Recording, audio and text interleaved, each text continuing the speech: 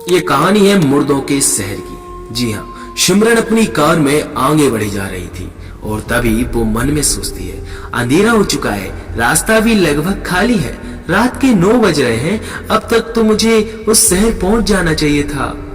तभी सिमरन अचानक से अपने कार के ब्रेक लगाती है और सामने देखती है तो उसे एक वहां पर बूढ़ी अम्मा खड़ी दिखाई देती है। उस अम्मा को इस सुनसान सड़क पर देखकर सिमरन मन ही मन में सोचती है, अरे ये कौन है यार, क्या इतनी रात कार रुकना ठीक होगा? पर ये तो कोई अकेली बूढ़ी माँ लग रही है। तभी वो बूढ़ी माँ बोलती है, बेटा। तभी सिमरन सोचती है, मुझे इनसे नहीं डरना चाहिए, शायद इन्हें कोई मदद की जरूरत हो। तभी अम्मा बोलती है, बेटा थोड़ा पानी है क्या? मैं अगले शहर पैदल जा रही हूँ और काफी थक चुकी हूँ। तभी सिमरन बोलती है, जी जी लीजिए ना। तभी उसके मोबाइल से एक आवाज आती है, ट्रिंग ट्रिंग, और स्क्रीन पर तरुण नाम फ्लैश होकर आता है। ट्रिंग ट्रिंग की आवाज अचानक से सुनकर सिमरन थोड़ी देर के लिए चौंक जाती है और फोन उठाकर बोलती है, हाँ तरुण बोलो। तभी दूसरी तरफ से एक लड़का बोलता है, कहो तुम आज ऑफिस भी नहीं आई? तभी सिमरन बोलती है, छुट्टी पर हूँ, बताया तो था, मम्मी पापा के पास जा रही हूँ। तभी वो लड़का बोलता है, अच्छा घर पहुंच गई? तभी सिमरन बोलती है, नहीं घर नहीं, इस समय वो लोग कहीं बाहर है, छोटी को लेकर जा रही हूँ, बस उनके लिए सरप्राइज है। बहन कैसी है? कैसी होगी? ये सिमरन बोलती है, पर जानती हूँ वो ठीक हो जाएगी, वो बहुत हिम्मत वाली है। तभी सामने से वो लड़का बोलता है, चलो अब रखता हूं। तो सिमरन बोलती है, ओके बाय। सिमरन ने फोन काट कर कार में रखा और बूढ़ी की ओर देखा और बोली, आप अगर मेरी दिशा में जा रही हैं तो मेरी कार में बैठ सकती हैं, मैं आपको ड्रॉप कर दूंगी, कोई बात नहीं। तभी अम्मा बोलती है, तुम कहाँ जा रही हो? जी रूपनगर। सिमरन ने बोला। उसके शहर का नाम सुनते ही बुढ़िया के हाथ से एक झटके में बोतल गिर गई और उसे घूरने लगी। क्या? अम्मा चिल्लाई और चौंक गई। कि सिमरन बोलती है कि क्या हुआ माँ जी, कोई प्रॉब्लम है? तभी अम्मा बोलती है, वो बेटा वो शहर है ना, वो और चौंकते हुए पसीना पहुंचने लगती है और बोलती हैं, वहां रात के वक्त कोई नहीं जाता, वहां कुछ है। तभी सिमरन के चेहरे पर एक पसीने की परत बन जाती है और वो चौंकते हुए पूछती है, क्या है वहां? तभी अम्मा बोलती हैं, पता नहीं, कई में मौत हो चुकी है वहां रात के समय, दिन में कोई समस्या नहीं, रात के समय वहां पर कई लोगों की मौतें हो चुकी हैं। तभी सिमरन बोलती है, ये आप क्या बोल रही हो? तभी अम्मा बोलती हैं, सही कह रही हूँ बेटा, रात के वक्त उस शहर जाकर कोई वापस नहीं लौटा, तुम वहां मत जाओ, मेरे गांव चलो, पास में ही है, आज रात मेरे यहाँ रुक जाना और कल रूपनगर चली जाना। और सिमरन बोलती है, क्या? ना नहीं, मैं कैसे जा सकती हूँ, मेरा आज घर पहुंचना जरूरी है। सिमरन किसी पे भी आसानी से यकीन नहीं करती थी, इतना तो हरगिज नहीं कि किसी अजनबी के घर चली जाए। तभी अम्मा बोलती है, पर बेटा, और उनकी बात काटती हुई सिमरन बोलती है, आप टेंशन मत लो, मेरे पास अपनी कार है, कोई ना कोई तो होगा वहां जो मेरी मदद कर देगा, वैसे भी अभी 9 ही तो बजे हैं।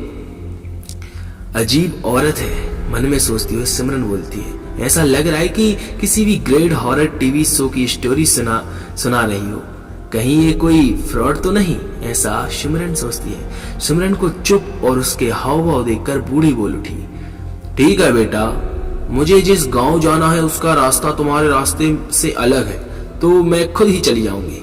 सिमरन ने कार आगे कर ली।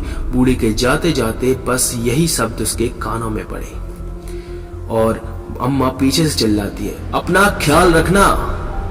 पर काश सिमरन ने उस बूढ़ी की बात मान ली होती। अब सिमरन के साथ आगे क्या होने वाला है? क्या सिमरन को बूढ़ी की बात माननी चाहिए थी या उसने ना मानकर कोई बहुत बड़ी गलती कर दी? तो चलिए इसके बारे में भी जानते हैं। 11:35 घड़ी पर यह समय हो रहा था जब सिमरन उस शहर में पहुंची। यहाँ कार पार्क करती हूँ। अरे ये शहर इतना सुनसान क्यों लग रहा है? सिमरन मन ही मन में सोच रही थी। सारे घर के दरवाजे खुल पड़े हुए, ना कोई सड़कों पे दिख रहा है और ना घरों के अंदर। और वो ये देखकर उसको डर की अनुभूति भी हो रही थी। इतना सुनसान शहर कैसे हो सकता है? कैसी वीरानी छाई है यहाँ? कहीं वो आंटी सच तो नहीं कह रही थी? और ये सोचते ही उसकी आंखों से आंसू गिरने लगे और वो घबराने लगी। नहीं, मैं भी किन बातों को सोचने लगी? आंसू पोंछते हुए सिमरन ये सोचने लगी, जरूर कुछ आसपास घटना हुई होगी, उसी कारण सब कहीं गए होंगे। मैं एक काम करती हूँ, कार को स्टेशन की तरफ ले जाती हूँ, वहाँ कोई ढाबा या दुकान पक्का होगी। सिमरन ने गूगल मैप में स्टेशन का लोकेशन डाला और कार को लेकर वो वहां पहुंच गई। अरे ये भी पूरा सुनसान पड़ा है, एक आदमी तो क्या, कोई कुत्ता बिल्ली कुछ भी नहीं यहाँ। सिमरन वहां पर मन में सोचने लगी। अजीब सी धुंध और ठंड पड़ती जा रही थी। कुछ गड़बड़ है, सिमरन ने बोला। वो बुरी तरह डर गई थी।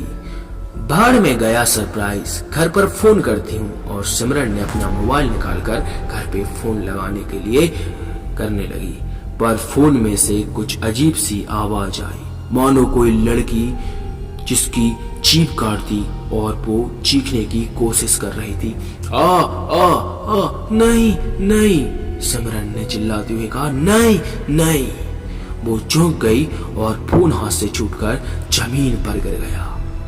और तभी 12 का घंटा बजा। स्टेशन के पास ही घंटा घर था, जिस पर घंटा बजने का जोर से आवाज गूंज उठी।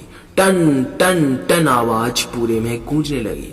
तभी आसपास छायाओं, दीवालों से, खम्भों से, पीछे कूड़ेदान के पीछे से कई आकृतियां सी उभरने लगी। कहीं कहीं धुआं उठने लगा, खींचने और ढकेलने की आवाजें आने लगी। खश खश। अब सब कुछ था।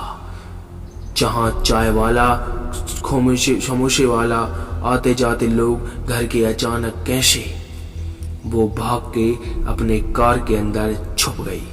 और ये सब क्या हो रहा है? किस मुसीबत में फंस गई हूँ? बहुत ही अजीब और डरावना माहौल है, क्या करूं? मन में सिमरन सोचने लगी।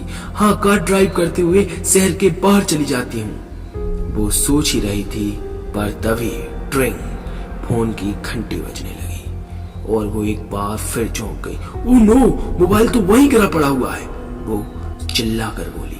और मोबाइल ट्रिंग ट्रिंग आवाज कर ही रहा था। अब वहां पे मंडराने वालों का पूरा ध्यान मोबाइल पे आ गया। सिमरन ने धीरे से अपनी कार स्टार्ट करी और लाइट जलाए।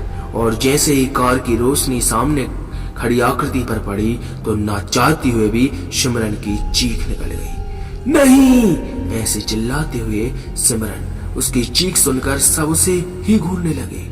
वो लोग बहुत ही डरावने थे। सिमरन ने डरी हुई हालत में कार का एक्सीलेटर दबाया और सबको उड़ाते हुए उसकी कार चलने लगी। और वहां लोग बहुत ज्यादा थे। उन्होंने उसकी कार को चारों दिशाओं से घेर लिया था। उनके हाथ कार के हर तरफ आ रहे थे। सिमरन तो दहशत से चमसी गई थी। अब कुछ नहीं हो सकता था। वो आसपास आ रहे थे। अब आगे क्या होगा सिमरन के साथ? क्या सिमरन इन लोगों से बच पाएगी? यदि आप इसका अगला एपिसोड भी देखना चाहते हैं तो फॉलो कर हमें कमेंट करना। हालांकि ये मेरी पहली स्टोरी है इस टाइप में, इसलिए आवाज का कन्वर्सन ठीक से नहीं कर पा रहा हूँ, लेकिन कोशिश करूंगा आपको एकदम सही तरीके से स्टोरी सुनाने की। यदि सुनना चाहते हो तो कमेंट में जरूर बताना। मिलते हैं अगली वीडियो।